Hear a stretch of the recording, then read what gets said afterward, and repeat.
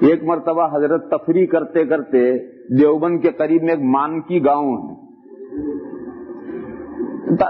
طلبہ تفریح کرتے کرتے سڑک پر نکل جاتے ہیں، تو حضرت تفریح کرتے کرتے وہاں پہنچے، مغرب کی نماز کا وقت اور گاؤں میں چلے گئے، تو لوگوں نے کہا کہ حضرت نماز، ان لوگوں نے کہا یہ مولوی آیا اسے کو نماز پڑھائے، امام اتفاق سے نہیں تھا،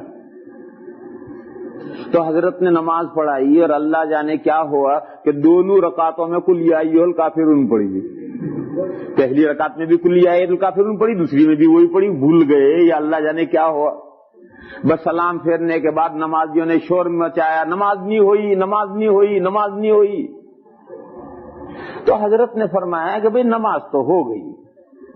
یہ تو ٹھیک نہیں کیا میں نے، لیکن نماز تو ہو گئی، نماز دوبارہ نہیں پڑھنی، پڑھنے کی ضرورت نہیں۔ ان کا نہیں، نماز نہیں ہوئی، ہم کل دیوبند جا کے مسئلہ پوچھیں گے۔ تو حضرت نے فرمایا پوچھ لیجیے۔ خیر حضرت سنتیں پڑھ کر گھر چلے آئے، مغرب تو ہوگی، دوسرے دن صبح گاؤں کے 10-15 آدمیوں کا وفد آیا دارالعلوم میں اور کہا یہاں بڑا مولوی کون ہے، یہ دیوبند کی زبان ہے، بڑا مولوی کون ہے، یہاں سب سے بڑا مولوی کون ہے؟ تو طالب علم حضرت کے پاس لے گئے، حضرت نانوتوی کے پاس۔ اب وہ سارے وہاں جا کر دیکھتے ہیں تو وہی تو تھے نماز پڑھانے والے، تو اب سارے جا کے باادب بیٹھ گئے۔ حضرت نے پوچھا بھائی کیوں آئے ہو، تو بولتے نہیں۔ حضرت نے پوچھا بھائی کیوں آئے ہو، تو بہت پوچھا تو ایک بولا، کہنے لگے اجی حضرت جی تو کل وہیں کہہ دیتا کہ میں ہی بڑا مولوی ہوں تو ہم یہاں نہ آتے۔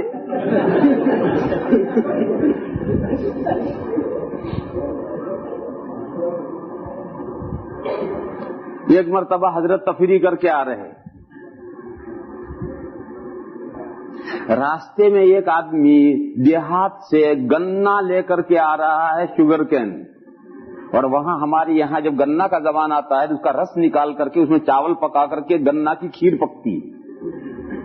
تو وہ گنا گاؤں میں سے گنا لے کر آ رہا ہے، حضرت نانوتوی کے لیے ہدیہ لا رہا ہے، گفٹ لا رہا ہے، اور وہ اتنا بھاری گٹھڑ باندھ کر کے اس کو بوجھ ہوا، راستے میں ایک جگہ پر اتار کر کے سستا رہا ہے، آرام کر رہا ہے۔ حضرت ادھر سے آ رہے تو حضرت نے مجھ سے پوچھا کہ ارے بھائی تجھے نہیں، حضرت وہاں سے گزرے تو اس نے کہا بے مولوی یہ گٹھڑ میرے سر پہ دھر دے،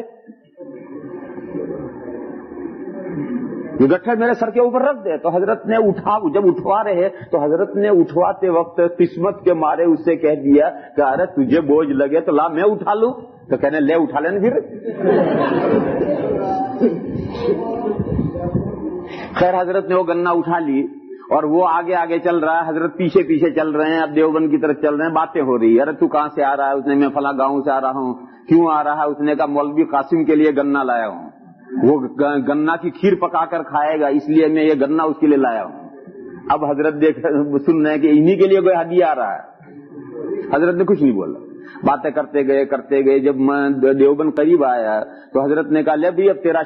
دیوبند تو آ گیا، لے تو اپنا گٹھڑ لے، تو اپنا راستہ ناپ، میں اپنے راستے پر جاؤں۔ تو اس نے وہ گنا لے لی اور حضرت الگ راستے پر چلے، یہ الگ راستے گئے۔ وہاں ایک مسجد ہے، چھتے کی مسجد، اس مسجد میں حضرت نانوتوی رہتے تھے، وہاں کمرہ تھا، تو حضرت جا کر اپنے کمرے میں بیٹھ گئے۔ اب یہ گٹھڑ گنا کی اٹھائے، مدرسے پر پہنچا، اس نے طالب علموں سے پوچھا مولوی قاسم کہاں رہے، تو طالب علموں نے کہا کہ اس مسجد میں رہتے ہیں۔ خیر وہ مسجد میں پہنچا، وہاں طالب علم پوچھا بھی مولوی قاسم کہاں ہے، انہوں نے کہا اس کمرے میں۔ تو اس نے گنا گٹھڑ باہر رکھا اور اندر جا کر کے حضرت سے ہی پوچھتا ہے مولوی قاسم کہاں ہے، تو حضرت نے فرمایا کہ مجھی کو مولوی قاسم کہتے ہیں۔ تو کیا اچھا تجھے گنا کی کھیر کھانی ہوگی، اس نے کہا اچھا تجھے گنا کی کھیر کھانی ہوگی اس لیے مولوی قاسم بنا ہے، اور نہیں دی، واپس آیا۔ پھر طالب علموں سے پوچھا مولوی قاسم کہاں ہے، طالب علموں نے کہا وہی حضرت بیٹھے ہوئے ہیں۔ تب اسے یقین آیا، آ کر اس نے معافی مانگی۔ حضرت نے فرمایا کہ معافی مانگنے کی کیا بات ہے، بھئی تجھے بھار ہو رہا تھا، میں نے تیری مدد کر دی، کیا برا کیا۔